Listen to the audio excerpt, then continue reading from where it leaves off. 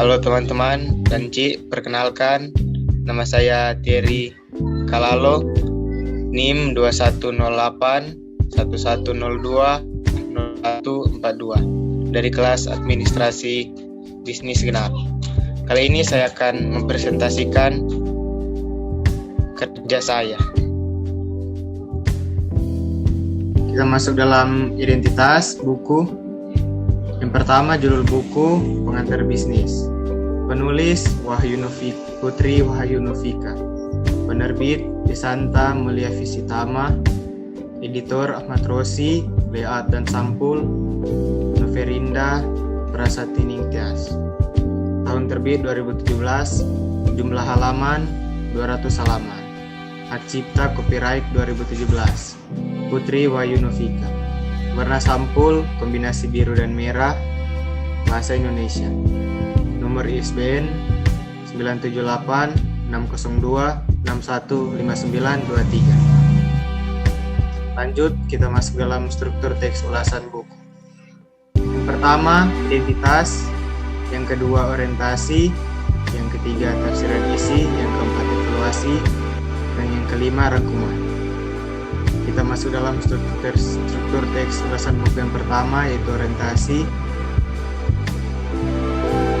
Buku ini ditulis oleh Putri Wahyu Novika, lahir di Padang 19 November 1984. Menyelesaikan pendidikan sarjana S1 di STI Al-Khairiyah, Cilegon, Banten, tahun 2009. Kemudian melanjutkan pendidikan S2 di program Magister Manajemen di Universitas Pancasila Jakarta 2013.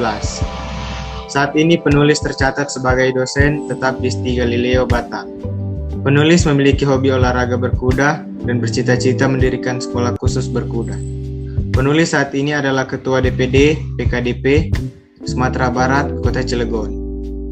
Dalam hidupnya, penulis memiliki filosofi di mana bumi dipijak, di situ langit dijunjung. Penulis sangat mencintai Bhinneka Tunggal Ika dan memiliki ideologi Pancasila sebagai pandangan hidupnya. Buku ini adalah buku ajar yang dipersembahkan oleh penulis kepada STI Galileo untuk digunakan sebagai buku ajar mata kuliah pengantar bisnis. Kita masuk dalam tafsiran isi. Buku ini membahas tentang bisnis dan ruang lingkupnya, mulai dari pengertian bisnis, istilah dalam kegiatan bisnis, latar belakang kegiatan bisnis, manfaat bisnis, tujuan bisnis, unsur pelaksanaan bisnis, langkah-langkah dalam berbisnis, dan lain-lain. Juga membahas tentang lingkungan perusahaan dan penentuan jenis bisnis diantaranya lingkungan ekonomi, letak perusahaan, jenis letak perusahaan, perusahaan dan lembaga sosial, faktor dalam lingkungan perusahaan, dan lain-lain. Buku ini juga membahas tentang manajemen dan administrasi, yaitu pengertian dan peranan manajemen, fungsi untuk manajemen, fungsi utama manajemen, tujuan manajemen, proses manajemen, dan pengertian administrasi. Menjelaskan mengenai manajemen pemasaran, yaitu pengertian pemasaran, analisis pemasaran, peranan pemasaran dalam bisnis, ruang lingkup konsep pemasaran, latar belakang pemasaran, dan lain-lain. Membahas juga tentang manajemen keuangan bisnis, yaitu pengertian manajemen keuangan, tujuan manajemen keuangan, ruang lingkup manajemen keuangan, fungsi uang, motif memiliki uang, macam-macam nilai uang, nilai intrinsik uang menurut bahan pembuatannya. Menurut nilainya, teori nilai uang, jenis uang, dan peranan uang dalam bisnis. Lanjut, kita juga bisa mengetahui tentang biaya produksi seperti konsep biaya produksi, pengertian biaya produksi, biaya produksi dalam jangka panjang dan jangka pendek, hubungan biaya produksi dengan hasil produksi, dan lain-lain. Selanjutnya kita masuk dalam evaluasi. Dengan adanya buku ini, kita sebagai mahasiswa dapat mengetahui bisnis dan ruang lingkupnya. Juga belajar soal pengelolaan kantor, baik secara fisik maupun organisasi.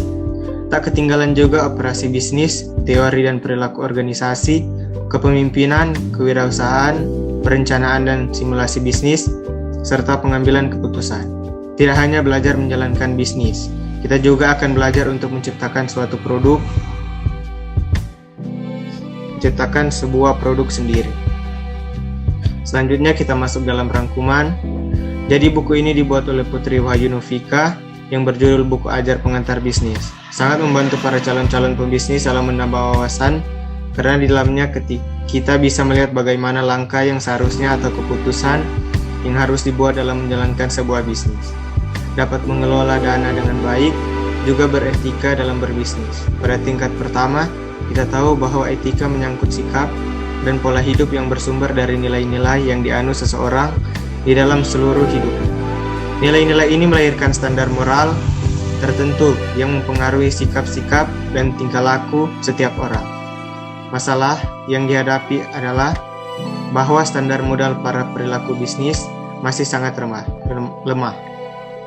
Banyak di antaranya yang terjun di dunia bisnis hanya dengan motivasi dasar untuk mencari keuntungan dan memperoleh tingkat hidup yang mencakup material dan tidak memperhitungkan segi etika bisnis.